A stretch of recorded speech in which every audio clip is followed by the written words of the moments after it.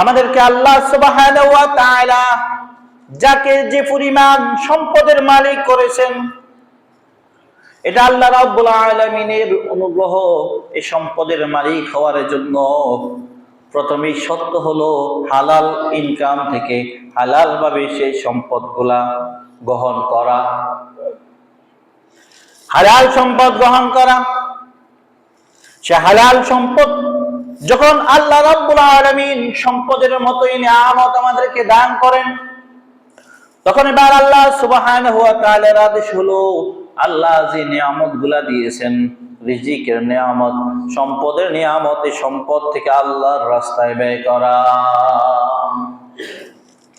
আল্লাহ আমাদেরকে টাকা পয়সা দিয়েছেন, আল্লাহ যাদেরকে ধন সম্পদ দিয়েছেন, এই ধন সম্পদ গুলা কোন কাজে ব্যয় করা হয়েছে এটাও আল্লাহর কাছে জবাব দিতে হবে।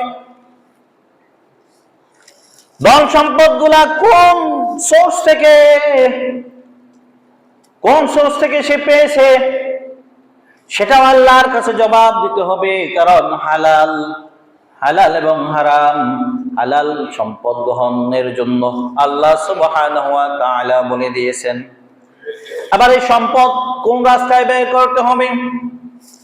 বাবা মার ভরণ পোষণ, স্ত্রী পরিবার সন্তানাদি পরিবার পরিজনের ভরণ পোষণ, নিজের ভরণ পোষণ, শিক্ষা স্বাস্থ্য সহ চিকিৎসা, পরিবারের যে খরচটুকু প্রয়োজন এগুলা তো সে বহন করবেই।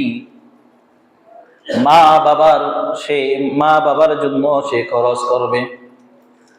তার সম্পদ থেকে আত্মীয় স্বজনের হক আছে, পাড়া প্রতিবেশীর হক আছে, অভাবগ্রস্ত এতিম মিসকিনদের হক আছে।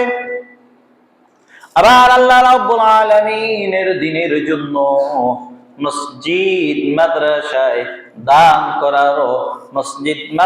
দান করার বিধান আল্লাহ এবং নবীজি সাল্লাল্লাহু আলাইহি সাল্লাম করে দিয়েছেন। বলি সুবহানাল্লাহ।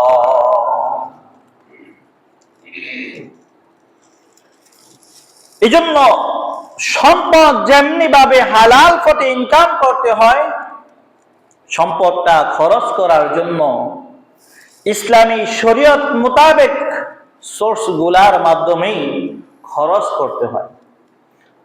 এখানে একটা গানের আয়োজন হলো, এখানে একটা নাচের আয়োজন হলো, একটা গুনার আয়োজন হলো, সেখানে যদি আপনি টাকা দেন সেটাকে দান করা হবে না, বরং আপনি টাকা দিয়ে গুনাহ কিনে নিলেন। বলি নাউজুবিল্লাহ।